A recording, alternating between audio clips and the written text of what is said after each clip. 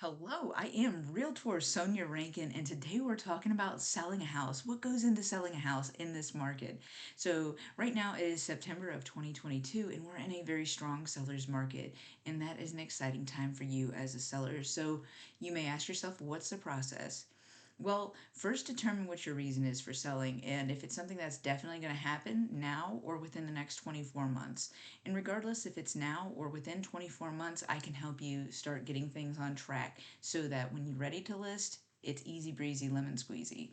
So, first off, you first thing to do is talk to a real estate professional like myself, and as soon as we have our conversation, I'll get a little bit of information from you, like your address and what factors are important to you during the process of selling.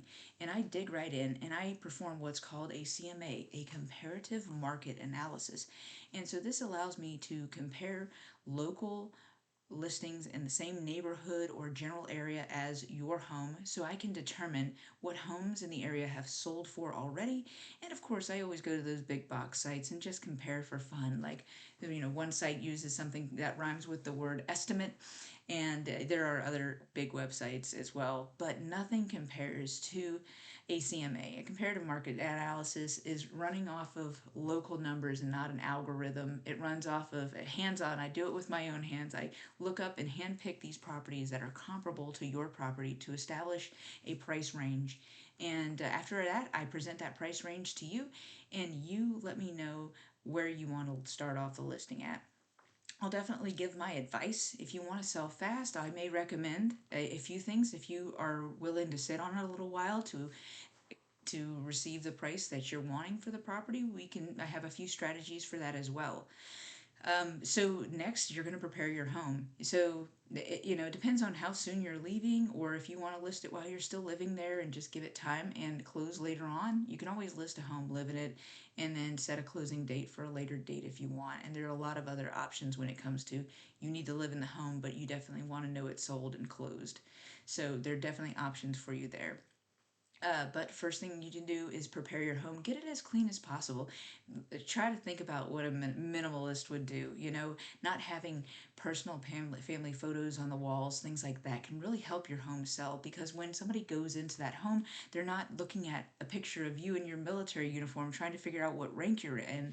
They're going to be looking at the walls and looking at the house itself instead of focusing on the little details because we're all a little nosy. But when you take a little bit of your personal things off the walls and kind of keep it as bare minimum as possible, people can see themselves in your home. And that's what moves them to place an offer and to buy.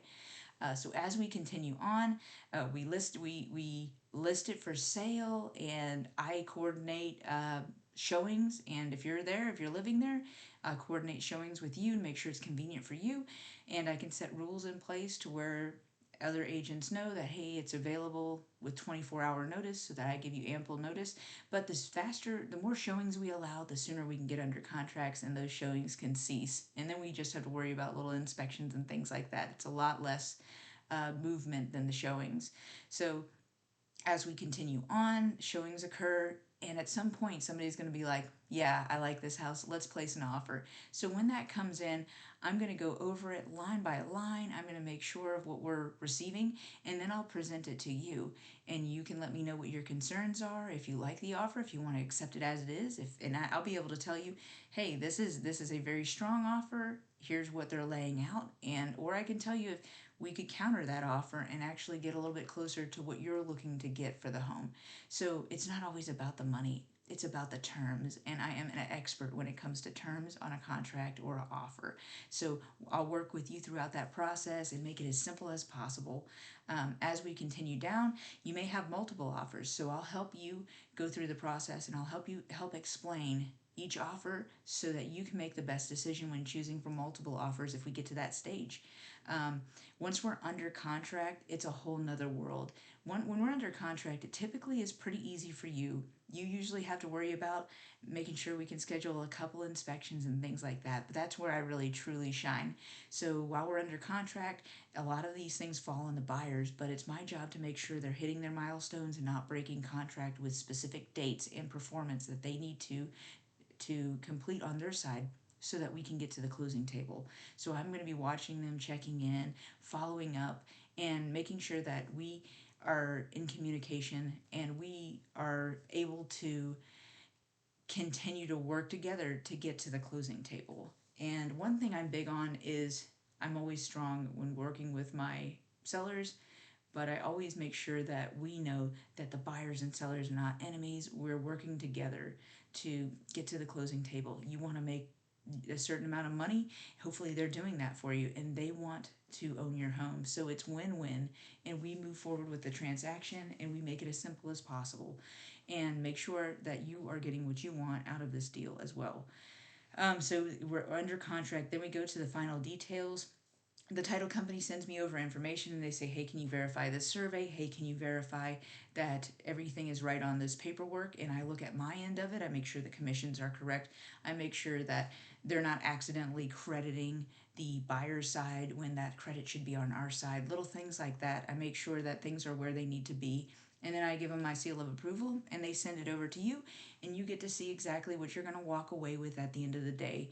And we have different types of um, software that can kind of give you an idea, but ultimately the title company holds a lot of the cards. They can save you money if you're within certain um, parameters of ownership. If you've lived there for a certain amount of time, maybe you save some money on title insurance and things like that. But yeah, the process doesn't have to be so difficult.